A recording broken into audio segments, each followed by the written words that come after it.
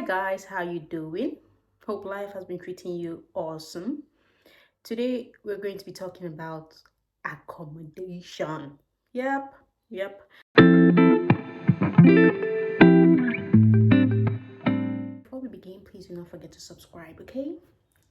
All right. We all know that the housing market is crazy, not just for immigrants, but for people that are already living in this country for, long before we came in. It took us a long ass while. It took us a long time to get our house. How long, you might ask? Months. All right. During the planning process to move to the UK, you know how you list the things that you want or the things that you need to accomplish and how much it to take, right? So based on the city that we're moving to, which is Birmingham, we listed that we needed at least 2 to 3 months rent. So we calculated that times £600 at the time. So we were, or should I say, we had to, you know how you put money aside for all the things that you need to do. So let's say visa fee, you put your money aside. Your health surcharge, you put your money aside. Accommodation, miscellaneous, you just put the money aside. Now, we came in now because even way before we traveled, we started looking for houses in Zoopla, Rightmove, all of that nice sites. And yeah, we're not actually having any luck. People were not even messaging us back. And we're like, okay, so we'll just get an Airbnb, right? Or hotel for a start. Well, just looking for options. My brethren, even to get a viewing the first week, we didn't get any viewing at all. You can imagine if you don't get a viewing, let's say you had in mind that within the first week you get a viewing, you pay, you move in within the first week. Sometimes it's not how it usually pans out. And this is actually the case when it comes to most people that I've spoken with. And in the groups where I belong to, most people actually complain that, that's not the case. Now, here are some options you can actually look into. Obviously, we all know that school hostels is not appropriate for people coming in with families. If you're single, you should consider a hostel. Not necessarily a school hostel. School hostels, you can consider it, of course, if you're a student, right? However, if you're a staff, usually the company that brings you in would offer to give you accommodation for the first few months while you look for yours, right? But if that is not the case, you can actually consider hostels. There are actually a lot of hostels where working professionals can actually stay. Hostels, number one. Number two, you can look into shared accommodation or people that are open to renting you a house in their, a room in their house, right? So that can be classed under shared accommodation. Or my favorite would be family and friends. Very underrated. I stayed with family for months in a different city that is not even Birmingham. And it gave us a very good soft landing. So yeah, if you do know that you have friends and family, obviously I know that a lot of people have gone through this route and sometimes they got disappointed or they got stood up at the airport. But if you have dependable ones, take that option of staying with friends and family, even if it's for the first few months. And please, when you're staying with friends and family, do not overstay your welcome. And of course, always pitch in for the bills or do groceries. Do something or clean. Do something around the house. Don't just lounge, but try to spread that out as long as possible. Okay, that will give you a lot of soft landing. You don't need to start, panicking and hustling for where to stay. You can just ease into it, right? So, and of course, if you're lucky or if you're boxed up, you can do the Airbnb. Airbnb gives you an option to actually lease an apartment that you like for longer, and it's cheaper than if you pay per night for that, right? So that's also another option you can also consider. That is, of course, if you don't get a house immediately you arrive. Okay, all right, so moving on, we've talked about options you can actually consider. Where can you actually go and look for these houses? We all know the main culprits. You know the Rightmove, you know the Zoopla, you know the Open Rent and all of that. You know Facebook Marketplace, which is sometimes risky. You know Facebook groups, of course, all those Telegram groups you belong to. People post houses available for rent. You can actually, ask them. The major one that people overlook is actually agents. You know, housing agents. What happens to all these housing agents is sometimes all of these housing agents, they have their website, and sometimes most houses or most listings don't make it to Rightmove and the rest, right? So they actually post more houses on their website than on Rightmove and Zoopla and Open Rent. In our case, we actually got our house through the agent's website. So what I did was I went to Google, I searched housing agents near me, and it had obviously a lot of websites came out, a lot of blogs had lists of agents. So what I did was I had an Excel spreadsheet. So I went to all those websites individually. It's tasking, it's very tasking. So I went to all those websites. I went to, their listings, and of course wrote down all the lists, or should I say all the houses that were within our range in the Excel sheet, arranged in different columns. So you don't get confused, because if you were in my shoes at that time, there were lots and lots of houses with different schedules on when to view or when it to be available and how much is deposit. So I had to make sure that I put all of that in an Excel sheet so it would be easier for us to track. So that's what I did, individually, painstaking process. I went to all those places. Now, my husband was talking to a lot of people about this house thing. So he now heard one gist that, of course, if, for example, you see a house that is listed for £600, you can make an offer to pay higher than that amount. And usually, you'll be given the fair advantage to get the house.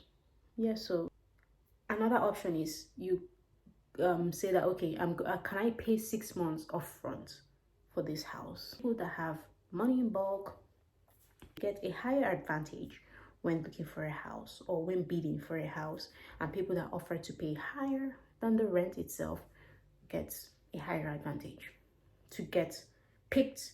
After viewing the house, you get picked to submit your stuff. So aside from the sites that we all know, visit the estate agent's site, because there are more houses on their website and new houses always pop up. So be on the lookout at all times.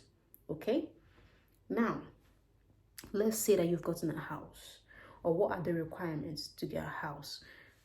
So the basic requirements that is needed would actually be your pay slips just to show that you have a stable job, a full-time job that can afford to pay your rent.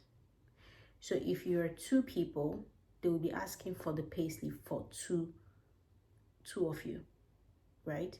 Because let's say the rent is £600, you need payslips that show that every month the both of you combined are going to be earning more than that amount that will be able to cover the rent and your livelihood. and stuff like that.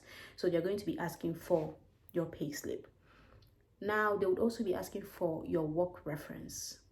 So in my case, I had to send them the email to the HR or to the HR department, and they messaged my HR or the HR team to find out if I really worked there. If you do not have these two options, they'll be asking you for a guarantor, a homeowner guarantor. A homeowner guarantor is somebody that has a house or owns a home here in the UK, and they'll be giving the agents or the landlord all their details, so that in case you do not pay your rent on time, they will be held responsible. So now, mind you, like I said, this only works if you do not have at least 3 months worth of pay slip and you do not have a work reference to give them, right? So that's how, or that is what they'll be asking in return. Now, you would need your deposit. So majority of the case, your deposit is usually 5 to 6 weeks rent, and then a month in advance. So it's like paying 2 months and a half in advance, or yeah, it's like paying 2 months in advance. The deposit won't be used until maybe if you're moving out, they'll return your deposit. If you didn't damage the house, they'll return your deposit. And the advance, so for example, you moved into a house November, your advance will be used to pay for your December rent. So the next time you're going to be paying rent will be January. Do you get? So that's what usually. So if you get a house for, I keep using £600. If you get a house for £600, you need to set aside at least 700 and something pounds for your deposit, and then £600 for your advance. That is usually the case. But of course, if you take the route of, okay, I'll pay 6 months in advance, if you have that bulk money, you know, you do the calculation yourself. But usually your deposit is 5 to 6 weeks of rent. All right. So that is what you need, or those are the basic requirements needed to get a house. Okay, so what else? What to look for in a house? Man, it really depends on you, what you're looking for. But the basic things you should actually see is the EPC reading, or what do they call that stuff? Basically, it shows the energy consumption of a house, right? So if your reading is A, that means your house is energy efficient. And if it's E and the rest, that means it's very bad and you're going to be spending a lot of money on electricity. So always check that out, or ask for that when you are looking for a house. And of course, you need to find out what is your band, your council band. There's band A, band B, band C, and all of that. Band A is usually the cheapest. So that means your council tax, you're going to, like, those bands determine how much you pay for your council tax every year. So in my case, the property I stay in is a band A. So our council tax is not more than 1,200 thereabout every year.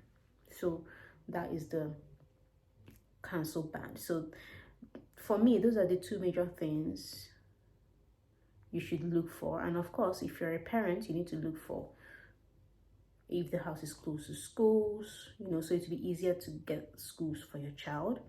Of course, if it's very close to essentials or public transport, you know, stuff like that. Those are things to look for look out for if you're looking for a house. Safety, I guess it's good to look out for safety, but as a new person, realistically speaking, you don't even know where it's safe or not, except you ask around or ask people that are already living in a particular city, what part of the city do you think is safe, you know, or is conducive for families? That is something you can also ask. When it comes to the house itself, I think that's about it. Most people say look out for modes, but usually modes, I've noticed this. Last year, I really had modes all around, and that's because we were always locking the windows, and we'll turn on the heater and dry stuff inside and we had a bad case of mold. But then this year we decided to do something different, right? And that is to at least leave 1 or 2 windows open, especially the bathroom window and maybe one window that people don't usually go like maybe for example the window at the stairs, right? So we always try to make sure that it's open at all times for ventilation. And we noticed that the molds actually reduced drastically this year, and some areas no molds at all. So yes, mold also is a thing to look out for, but sometimes we are the ones that actually make the molds come out worse. So yeah, I think it's fair to also look out for that. And I think that's about it, really. I think that's about it. And yeah, always prepare for, my dear, prepare for the worst. Prepare for the worst case scenario. And man, be prayerful. Looking for a house is like a spiritual thing. Well, to me, I think it's a spiritual thing, because all the things I listed and I prayed that this house, I need this, I need that, I got it. And if you see the stress other agents put us through, I had to put on my list, if it's our house, it's going to be stressless, as in everything is going to be smooth. And that is what happened when we got this house. You get, the landlord was nice, the agents nice, everybody. The thing just went smoothly. So that's why I had to say here now, be prayerful, or pray when you're looking for a house, because at the end of the day, everybody's looking for the same house you're looking for. So you might as well put in the extra work. Okay, now that is it. I hope this video was helpful for you. Good luck in your house hunt, and I hope you find something soon. All right, and do not forget to subscribe to this channel. Give me a thumbs up, drop me a comment. Did I miss anything? Let me know in the comment section. Thank you guys. Until next time, do enjoy the rest of your day.